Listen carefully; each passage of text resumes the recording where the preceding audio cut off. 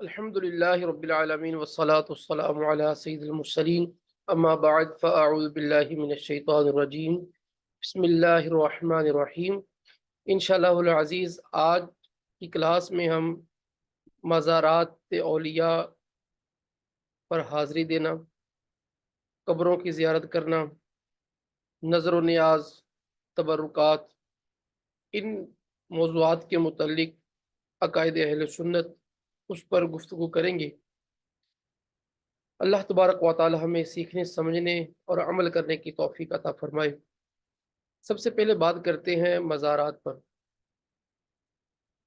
سوال یہ پیدا ہوتا ہے کہ کیا مزارات بنائے جا سکتے ہیں؟ مشائخ کے، علماء کے، اولیاء کے، انبیاء کے یہ مزارات بنانا کیسا ہے؟ دیکھیں، اہل سنت کے نزدیک انبیاء کرام علیہم الصلاۃ والسلام، مشائخ، علماء، اولیاء اعظام کی قبروں پر مزار بنایا جا سکتا ہے، شرعاً اس میں کوئی حرج نہیں ہے۔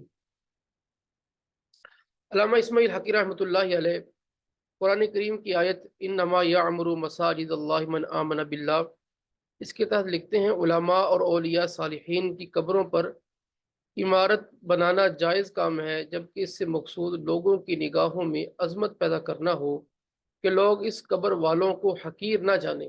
اسی طرح علامہ ابن عابدین شامی رحمۃ اللہ علیہ لکھتے ہیں کہ اگر میت مشائخ، علماء کرام، سادات کرام میں سے ہو تو اس کی قبروں پر عمارت بنانا مکروہ نہیں ہے۔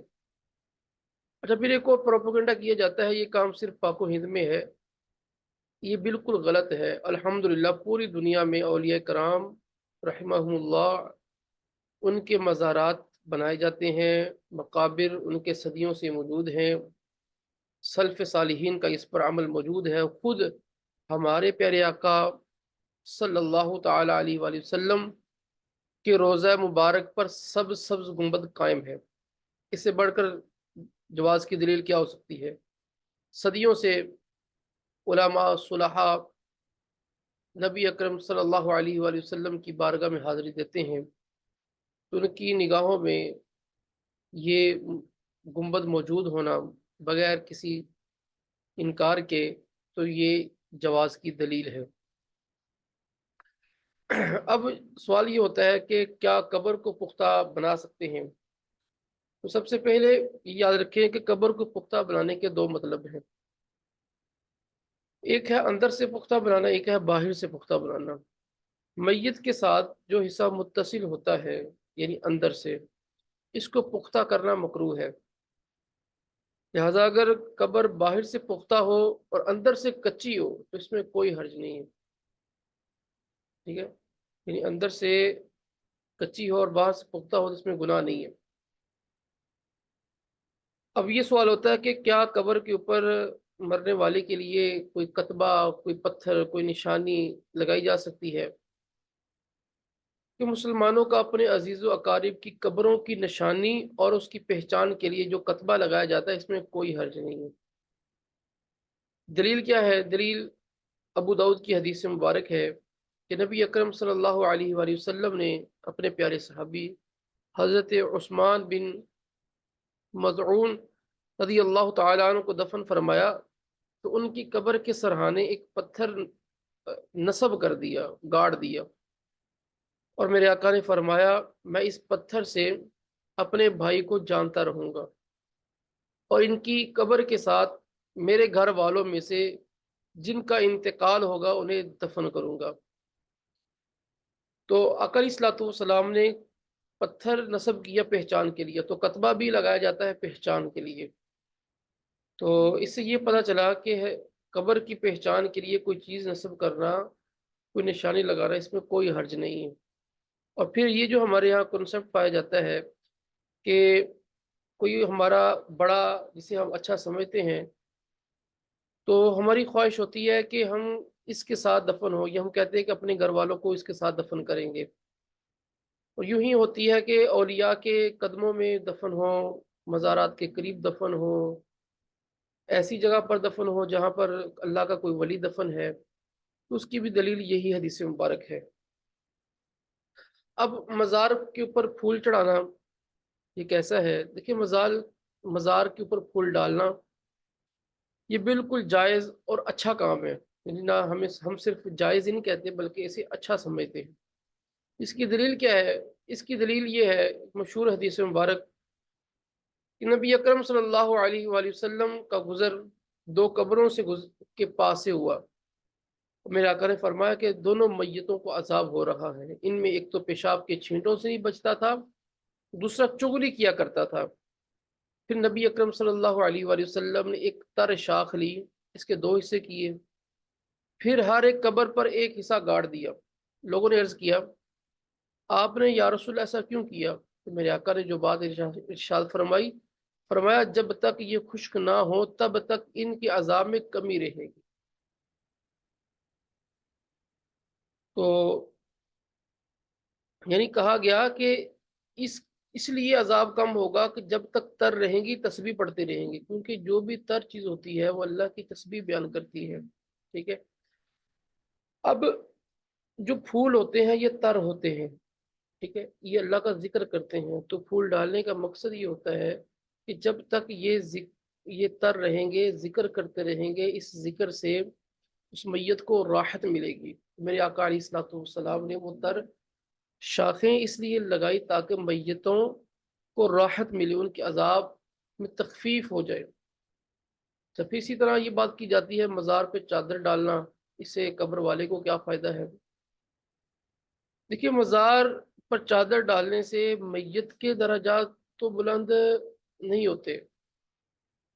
یہ چادر ڈالنے کا مقصد یہ ہوتا ہے کہ اس سے صاحب مزار کی تعظیم اور عظمت کا اظہار ہو، ٹھیک ہے، یعنی یہ لوگوں کو یہ دکھانے کے لیے کہ یہ صاحب عظمت انسان ہے، کہ فوت ہو جانے کے باوجود بھی اس کی قبر دیگر قبروں سے ممتاز ہے، اس نے دین کے لیے قربانی دی ہے، اس نے دین کی خدمت کی ہے، ٹھیک ہے۔ تو ان کی عظمت کا اظہار کرنے کے لیے یہ چادر ڈالی جاتی ہے۔ پھر اسی طرح یہ سوال کیا جاتا ہے کہ قبر پر یہ آپ نے محرم میں زیادہ دیکھا ہوگا، قبروں پر پانی چھڑکا جاتا ہے، یا جب ہم دفن کرتے ہیں تو اس کے بعد مٹی کے اوپر پانی ڈالتے ہیں، تو یہ کیا ہے؟ دیکھیں، یہ فرض واجب تو کوئی نہیں جانتا، نہ کسی مسلمان کا نظریہ ہے کہ یہ فرض ہے یا واجب ہے۔ اس کا مقصد یہ ہوتا ہے، مٹی چونکہ وہ ڈھیلی ہوتی ہے، یعنی اس کو بھی کھودا ہوتا ہے اور اس میں ٹھہراؤ نہیں ہوتا، تو اس میں ٹھہراؤ پیدا کرنے کے لیے کہ ہواؤں سے وہ مٹی اڑے نا، وہ ذرا پختہ ہو جائے، اس کی تہ بن جائے گی تو مٹی دیر تک جمی رہے گی اور ہواؤں سے وہ اڑ کر نہیں جائے گی، اور پھر وہ قبر بھی اپنی جگہ پر اس نشانی جو ہوتی ہے وہ باقی رہتی ہے۔ اب ایک اور سوال کیا جاتا ہے کہ دیکھیں، یہ قبروں کی طرف جانا، اسپیشل قبرستان میں حاضری دینا، یہ کیسا ہے؟ دیکھیں، اسپیشل قبرستان میں حاضری دینا یہ سنت رسول ہے، میرے آقا علیہ الصلوۃ والسلام کی سنت سے ثابت ہے۔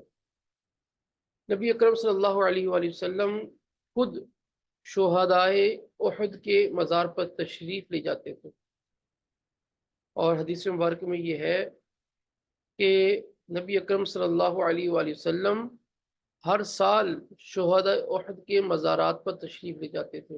اور ترمذی کی جو روایت ہے یہ تھی مصنف عبد الرزاق کی روایت، اس میں میرے آقا صلی اللہ علیہ وسلم نے فرمایا کہ میں نے تم کو قبروں کی زیارت سے منع کیا تھا، اب محمد صلی اللہ علیہ وآلہ وسلم کو اجازت دے دی گئی ہے اپنی والدہ کی قبر کی زیارت کی، لہذا تم بھی قبروں کی زیارت کرو، بے شک وہ آخرت کی یاد دلاتی ہے۔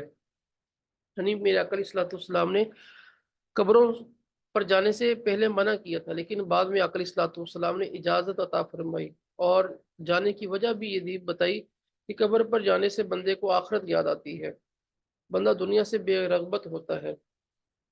اور اسی طرح دوسری جو حدیث مبارک ہے اس میں اس طرح جو مسلم شریف کی روایت ہے اس میں یہ الفاظ ہیں کہ میں نے تمہیں قبروں کی زیارت سے منع کیا تھا، اب زیارت کیا کرو۔ اس میں آقا صلی اللہ علیہ وسلم نے یہ فرما کہ زیارت کیا کرو، کیونکہ یہ دنیا میں بے رغبتی اور آخرت کی یاد پیدا کرتی ہے۔ اب ایک اور سوال ہے کہ کیا مزار پر کا بوسہ لے سکتے ہیں؟ دیکھیں، مزار کا بوسہ نہیں لینا چاہیے، خصوصاً اس جگہ پر جہاں پر بوسہ لینے سے یہ شبہ واقع ہو کہ بندہ سجدہ کر رہا ہے، وہاں پر تو بہت زیادہ بچنے کی حاجت ہے۔ تو مزار کا بوسہ نہ لینا چاہیے، نہیں لینا چاہیے، اور اس کے نقصانات زیادہ اس وقت ہوتے ہیں کہ جب کوئی دیکھ رہا ہو تو وہ بدگمان ہوتا ہے کہ شاید بندہ مزار کو سجدہ کر رہا ہے۔ تو یاد رکھیں سجدہ کرنا، اس حوالے سے کیا ہے اہل سنت کا عقیدہ؟ دیکھیے مزار کو سجدہ کرنا اہل سنت کے نزدیک سخت حرام ہے۔ اہل سنت کے نزدیک اللہ کے علاوہ کسی اور کو سجدہ کرنا جائز نہیں ہے۔ اور یاد رکھیں مزار پر اگر کوئی جاہل انسان سجدہ کرتا بھی ہے تو اس کو یوں کافر نہیں کہہ سکتے۔ کافر تب ہوگا کہ جب وہ صاحب مزار کو معبود سمجھ کر سجدہ کرے، اور کوئی بھی مسلمان ایسا نہیں کر سکتا کہ اللہ کے علاوہ کسی اور کو معبود سمجھے۔ یعنی حرام تو بہرحال ہوگا، حرام تو بہرحال ہوگا، لیکن سوال یہ ہے کہ کیا حرام ہونے کے بعد وہ بندہ کافر بھی ہوگا؟ ہر حرام کفر نہیں ہوتا۔ تو لہذا بعض لوگ بے دھڑک ہو کے ایسے لوگوں کو مشرک کہتے ہیں، تو یہ طرز عمل درست نہیں ہے، کیونکہ کفر تو تب ہو نا کہ جب وہ معبود سمجھ کے کرے، معبود سمجھ کے تو کوئی نہیں کرتا، وہ حرام ہے سجدہ کرنا، اس کی بھی اجازت نہیں ہے۔ یعنی سجدہ تو کسی صورت پہ اجازت ہے ہی نہیں، لیکن فرق یہ ہے کہ ایک صورت میں بندہ حرام کا مرتکب ہوتا ہے اور ایک صورت میں بندہ کفر کا مرتکب ہوتا ہے۔ اللہ تبارک و تعالی ہمیں ایسے معاملات سے محفوظ فرمائے۔ آگے ہم بات کرتے ہیں نظر و نیاز کی، کہ نظر و نیاز یہ ایک وسیع ٹاپک ہے، میں یہاں مختصر عرض کروں گا۔ نظر و نیاز جیسے ایک منت شرعی ہوتی ہے، ایک منت عرفی ہوتی ہے۔ منت شرعی، نظر شرعی یہ کیا ہے؟ نظر شرعی یا منت شرعی یہ ہوتی ہے کہ اللہ پاک کے لیے کوئی چیز اپنے ذمہ لازم کر لینا، پھر اس کی کچھ شرائط ہیں، اگر وہ پائی جاتی ہیں تو پورا کرنا واجب ہوتا ہے، اور اگر پورا نہ کریں تو بندہ گناہ گار ہوتا ہے۔ ایک دوسری منت ہوتی ہے جسے منت عرفی یا نظر عرفی کہا جاتا ہے، یعنی عرفاً یعنی لوگوں کی نگاہ میں وہ نظر ہے لیکن شریعت کی نگاہ میں وہ نظر نہیں ہے۔ وہ پورا کر لینا بہتر ہوتا ہے، فرض یا واجب نہیں ہوتا۔ جسے یہ منت مانی جاتی ہے کہ اگر میرا کام ہو جائے تو میں فلاں ولی کے دربار پر حاضری دوں گا، فلاں ولی کے دربار پر جاؤں گا، ٹھیک ہے۔ تو اس طرح جو منت مانی جاتی ہے یہ عرفی ہوتی ہے۔ جیسے مفتی امجد علی اعظمی رحمۃ اللہ علیہ آپ لکھتے ہیں کہ مسجد میں چراغ جلانے یا طاق بھرنے یا فلاں بزرگ کے مزار پر چادر چڑھانے یا 11ویں کی نیاز دلانے یا غوث اعظم کا توشہ یا شاہ عبد الحق کا توشہ کرنے یا حضرت جلال بخاری کا کنڈا کرنے یا محرم کی نیاز شربت یسبی لگانے یا میلاد شریف کرنے کی منت مانی تو یہ شرعی منت نہیں ہے، مگر یہ کام منع نہیں ہے، کرے تو اچھا ہے۔ ہاں البتہ اس کا خیال ہے کہ کوئی بات خلاف شرع اس کے ساتھ نہ ملائے۔ مثلا طاق بھرنے میں رات جگہ ہوتا ہے، یعنی یوں سمجھے کہ بعض بار منت ہوتی ہیں وہ غلط ہوتی ہے۔ یعنی یہ کہا کہ منت یہ چراغ جلنے بھرنے کی یا چراغ جلانے کی، اب وہاں پر چراغ کی حاجت ہی کوئی نہیں، ٹھیک ہے، سارا چراغ جل رہا ہے، فضول چل رہا ہے، یہ اسراف ہے، یہ گناہ ہے، یعنی وہاں پر کوئی بھی مقصد نہیں ہے نا، یعنی اس میں اسراف بھی نہیں ہونا چاہیے۔ خام خواہ کی گوشت پھینکوں گا، یہ بھائی پھینکنا تو گناہ ہے، وہ نہر میں ڈالوں گا تو وہ گناہ ہے بھائی، اس طرح اس کو ضائع کر دینا۔ تو اب وہ منت ہو اگر اس کا کوئی آؤٹ پٹ کو فائدہ بھی ہو، یہ نہیں کہ اسراف ہو۔ اسی طرح ایسی جگہ جانا نہ ہو جہاں پر گناہ ہوتا ہے، یا اس میں کوئی بھی ایسا کام نہ ہو جس میں یہ گناہ کا پہلو پایا جاتا ہے، ٹھیک ہے، تو اس حوالے سے یہ خیال رہے۔ پھر اس کے بعد بات کرتے ہیں تبرکات کی۔ تبرکات کی کیا حیثیت ہے اسلام میں؟ دیکھیے تبرکات کی تعظیم کرنا اسلام میں ثابت ہے، تبرکات سے انسان کو فائدہ پہنچتا ہے۔ چند باتیں آپ کے سامنے رکھتا ہوں۔ قرآن پاک کے اندر ہے، آیت مبارکہ ہے، وقال لهم نبیہم ان آیت ملکہ ان یأتیکم التابوت فیہ سکینۃ من ربکم وبقیۃ مما ترک آل موسیٰ وآل ہارون تحملهم الملائکہ ان فی ذلک لآیۃ لکم ان کنتم مؤمنین۔ یہ ترجمہ اس کا یہ ہے کہ اور ان سے ان کے نبی نے فرمایا اس کی بادشاہی کی نشانی یہ ہے کہ آئے تمہارے پاس تابوت جس میں تمہارے رب کی طرف سے دلوں کا چین ہے اور کچھ بچی ہوئی چیزیں ہیں، معزز موسیٰ معزز ہارون کے ترکہ کی اٹھاتے لائیں گے اسے فرشتے، بے شک اس میں بڑی نشانی ہے تمہارے لیے اگر ایمان رکھتے ہو۔ تو اب یہ تابوت سکینہ، یہ تابوت سکینہ جس میں حضرت موسیٰ حضرت ہارون علیہ السلام کے تبرکات تھے، ان سے جو بنی اسرائیل تھے یہ برکت حاصل کیا کرتے تھے، فتح حاصل کیا کرتے تھے۔ پھر اسی طرح قرآن پاک میں حضرت یوسف علیہ الصلوۃ والسلام کا تذکرہ موجود ہے کہ جس میں یوسف علیہ الصلوۃ والسلام نے اپنی قمیض مبارک حضرت یعقوب علیہ السلام کی طرف بھیجی کہ جس سے ان کی آنکھیں صحیح ہوگی، اور نبی اکرم صلی اللہ علیہ وآلہ وسلم کے بال مبارک، وضو کے بچے ہوئے پانی، ناخنوں کے تراشے چادر مبارک، تہمد مبارک، پیالہ مبارک، انگوٹھی مبارک سے صحابہ کرام علیہم رضوان کا برکت حاصل کرنے کی کثیر احادیث موجود ہے۔ اور اسی طرح آپ دیکھیں کہ مشہور آقا علیہ الصلوۃ والسلام کی زندگی کا واقعہ ہے کہ جسے روایت کی حضرت عبداللہ بن مسلمہ رضی اللہ تعالیٰ عنہ نے، کہ حضرت سہل رضی اللہ تعالیٰ عنہ نے یہ حدیث بیان کی کہ ایک عورت نے نبی اکرم صلی اللہ علیہ وآلہ وسلم کی بارگاہ میں ایک خوبصورت چادر تحفہ پیش کی اور عرض کیا کہ آپ کو پہننے کے لیے پیش کر رہی ہوں۔ تو یعنی پہننے کے لیے دی، میرے آقا نے وہ پہنی، آقا علیہ الصلوۃ والسلام نے تہمد کی صورت میں پہن کر اب میرے آقا باہر تشریف لائے تو ایک صحابی آئے گی، آقا علیہ الصلوۃ والسلام کہنے لگے یا رسول اللہ کیا خوبصورت چادر ہے، آپ کتنے پیارے لگ رہے ہیں۔ آقا علیہ الصلوۃ والسلام کی تعریف بیان کی اور یہ کہا کہ یا رسول اللہ مجھے دے دیں۔